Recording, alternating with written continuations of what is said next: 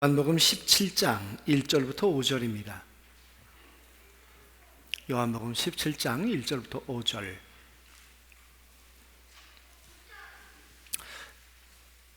예수께서 이 말씀을 하시고 눈을 들어 하늘을 우러러 이르시되 아버지여 때가 이르렀사오니 아들을 영화롭게 하사 아들로 아버지를 영화롭게 하게 하옵소서.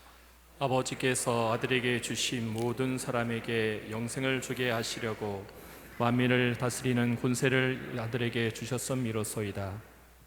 영생은 곧 유일하신 참 하나님과 그가 보내신 자 예수 그리스도를 아는 것이니이다. 아버지께서 내게 하라고 주신 일을 내가 이루어 아버지를 이 세상에서 영화롭게 하였사오니 아버지여, 창세전에 내가 아버지와 함께 가졌던 영화로서 지금도 아버지와 함께 나를 영화롭게 하옵소서. 여러분, 2000년 전에 우리가 있었다면 종려가지를 들고 우리도 거기 있었겠죠. 그리고 호산나 호산나 우리도 외쳤겠죠. 호산나란 말은 우리를 구원하여 주시옵소서, 그런 말이죠. 구원이 필요하니까, 로마로부터 압제받고 있으니까, 병들었으니까, 가난하니까, 죽음 이후의 문제가 불안하니까, 누군가가 우리의 문제에 해답을 가지고 와서 우리를 구원해 주셨으면 얼마나 좋을까? 그런 갈망은 어느 때나 있었던 것이고 2000년 전에도 더 절실했을 것입니다. 그래서 나귀를 타고 오시는 예수님을 향해서 옷을 벗어서 발 앞에 펼쳐놓고 그 예수님이 가시는 길을 좌우에 서서 호산나 호산나 외쳤죠. 여러분, 그 호산나 소리가 얼마나 갔을까요? 그 호산나의 여운이 며칠이나 갔을까요? 그 호산나 외쳤던 사람들이 왜 예수님을 십자가에 못 박으라고 돌아서셨을까요? 그렇지 않습니까? 호산나를 외쳤던 종려가지를 들었던 사람들이 예수님을 십자가에 못 박자고 고함을 쳤던 사람들이에요. 한 입으로. 며칠 전에는 호산나를 외쳤던 사람들, 그 사람들이 같은 입으로 예수를 없이 해야 된다고 했던 그런 2000년 전에 현실이 있었단 말이죠. 사랑하는 성도 여러분, 과연 오늘 우리에게 있어서 종려주일은 어떤 의미가 있을까? 그리고 우리들은 변함없이 호산나를 외치며 끝까지 갈 수 있을까? 그런 호산나를 외치는 저 사람들을 보시면서 예수님은 어떤 마음이셨을까? 예수님은 저들이 돌았을 거라는 것 아시지 않았어요. 베드로가 3번 부인할 것도 아시고 가룟 유다가 당신을 파신다는 것도 아셨던 분이 그걸 모르실 리 없었겠죠. 그런데도 불구하고 끝까지 예수님이 당신이 가려고 했던 그 길을 멈추지 않고 가실 수 있을까? 간다는 것이 무슨 의미가 또 있는 것일까?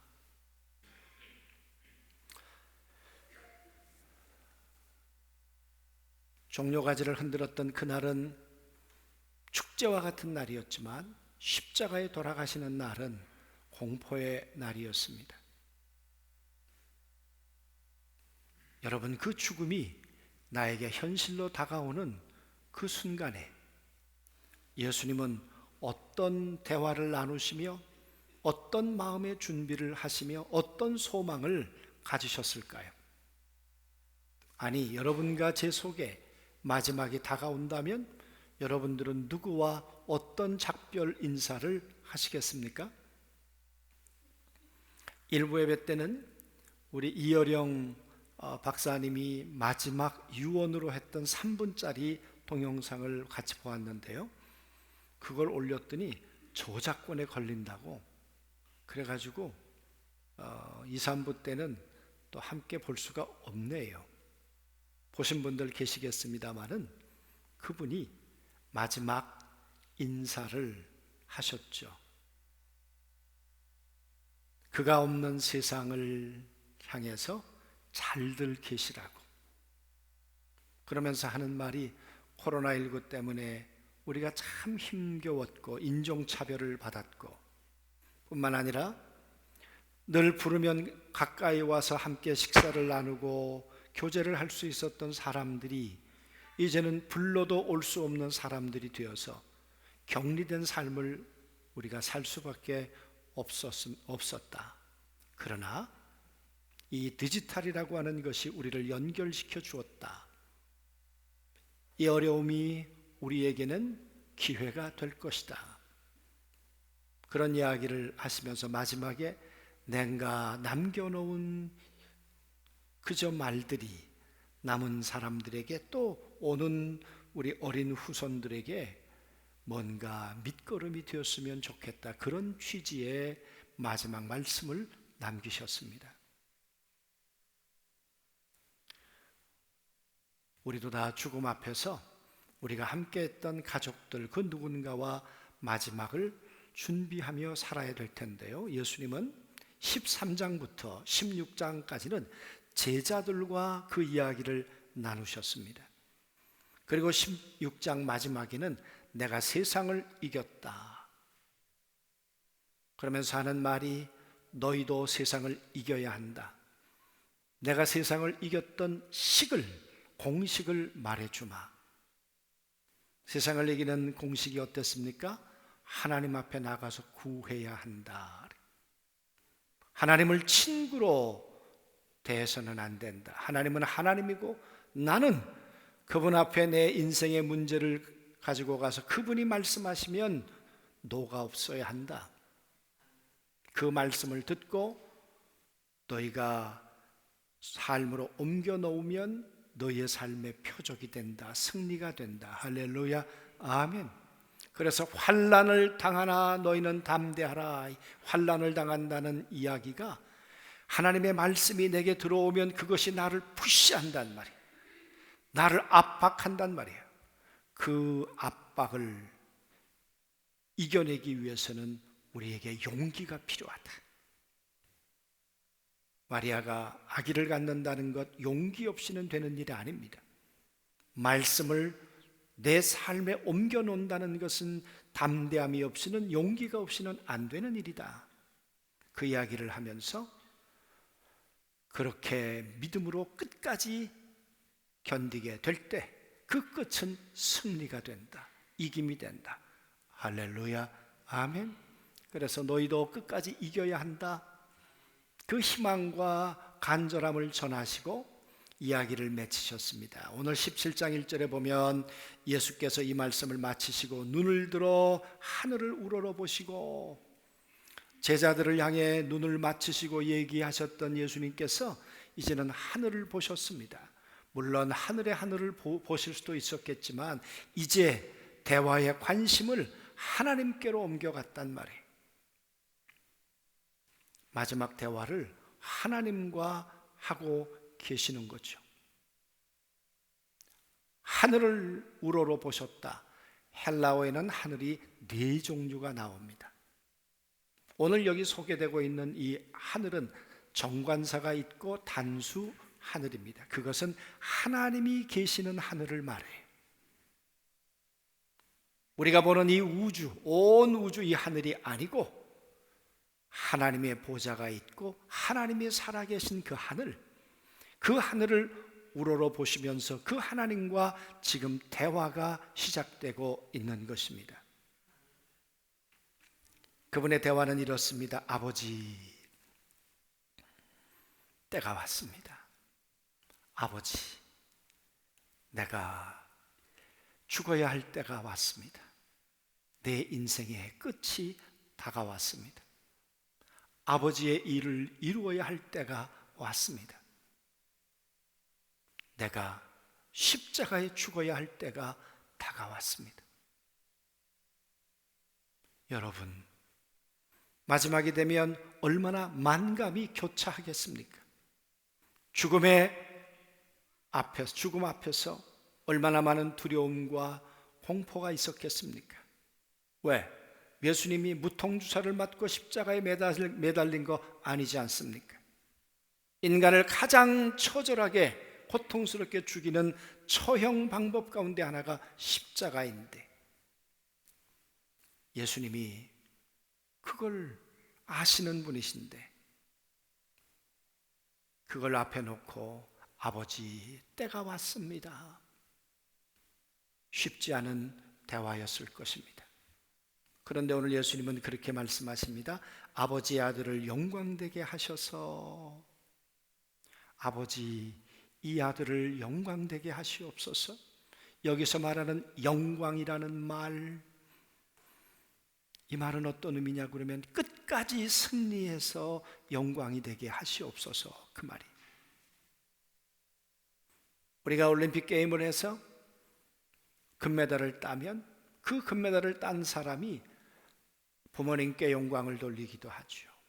코치에게 영광을 돌리기도 하죠.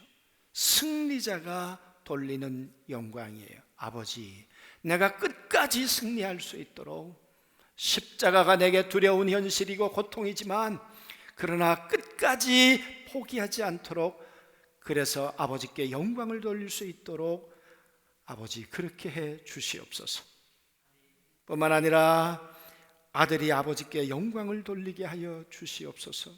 내가 아들로서 아버지의 마음을 상하지 않도록, 아버지의 이름에 누가 되지 않도록, 내가 십자가를 지는 일을 주저하지 않도록, 포기하지 않도록 아버지 나를 끝까지 인도해 주시옵소서. 여러분, 이런 대화를 누구하고 나누겠습니까?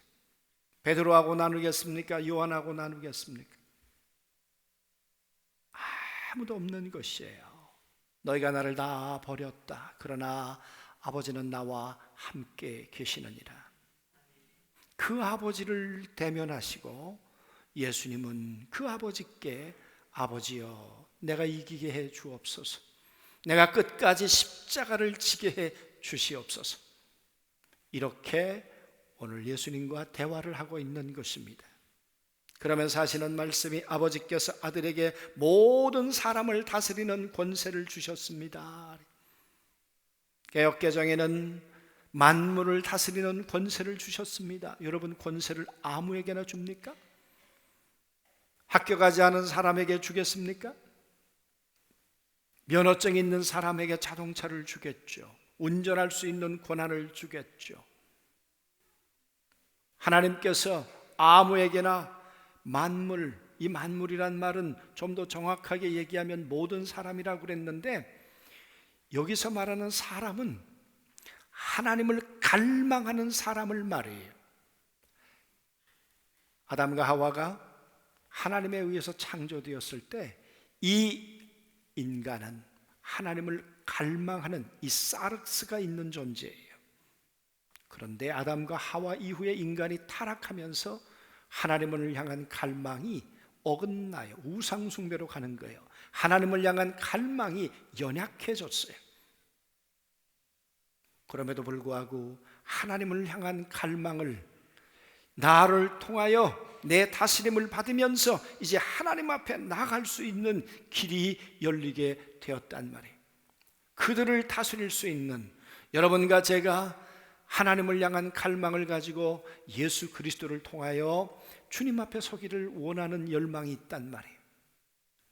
그런 여러분과 저를 오늘도 다스려 주시는 분이 우리 구주 예수 그리스도이시죠. 그분이 하나님으로부터 그 권한을 받으셨죠. 아버지께서 내게 그 권세를 주셨습니다. 그것은 아들로 하여금 아버지께서 그에게 주신 모든 사람에게 영생을 주게 하려는 것입니다.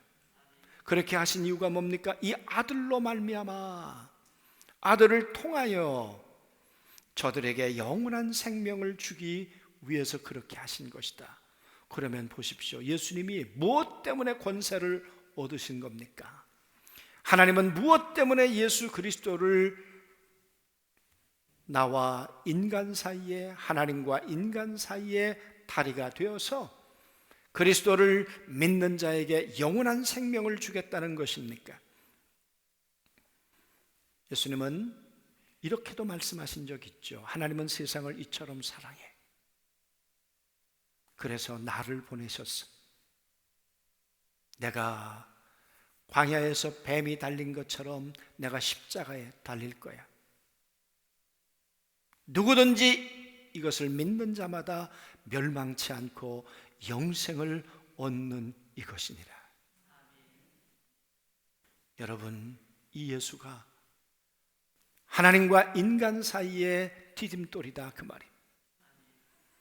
완벽하신 하나님, 정결하신 하나님은 인간을 상대하지 않습니다. 부정한 인간을 상대하지 않으십니다. 부정한 인간은 누군가의 대속이 필요합니다. 하나님의 아들 예수, 그분이 제물이 되셔서 십자가에 피 흘려 우리가 지은 죄를 속해 주심으로 하나님은 그리스도를 통하여 우리를 만나 주시는 겁니다. 그리스도를 통하여 우리를 대면해 주는 것이다, 그 말이에요. 그래서 이 그리스도를 갈망하는 자들, 하나님을 갈망하는 그 사람들에게 예수님에게 다스리는 권세를 주셔서 그리스도를 통하여 영원한 생명을, 영생을 얻도록 하시는 것이 아버지의 소원인데 아들은 그 일을 이루어 드렸다는 거예요. 3절에 그렇게 말씀하시는 거죠. 영생은 오직 한 분이신 참 하나님을 알고 또 아버지께서 보내신 예수 그리스도를 아는 것이니라. 영생은 하나님을 아는 것이에요. 예수가 그리스도라는 것을 아시는 거예요. 그 말은 무슨 얘기겠습니까?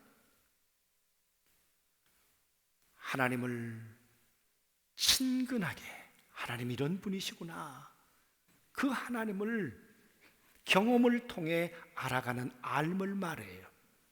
그런데 하나님을 알아가려고 하는데 막혀 있었어요. 하나님의 어떤 분인지를 모르겠어요. 하나님의 심정을 모르겠어요. 하나님의 능력을 모르겠어요. 그런데 하나님의 아들 예수 그리스도가 이 땅 가운데 오셔서 하나님 이런 분이야, 물을 포도주로 바꾸는 분이야. 포도주로 바뀌었다는 것은 단순히 마실 수 없었던 새로운 포도주를 먹었다는 게 아니지요. 이스라엘 백성들에게 포도주는 환희이지요. 건기가 시작되고 건기가 끝이 되었을 때 가장 목마름이 심한 그때 포도를 따서 포도즙 틀에 넣고 졸졸 흐르는 포도즙을 마실 때 느끼는 그 환희, 그래서 그리스도는 우리의 절망을 끝내고 우리의 영혼과 우리의 인생의 새로운 삶의 희망과 환희를 가져다 주시는 분, 예수. 바로 그 예수가 우리의 메시아야, 하나님의 아들이야. 그런데 예수님은 하나님께서 그런 분이라는 것을 우리 가운데 오셔서 나타내 주셨단 말이에요.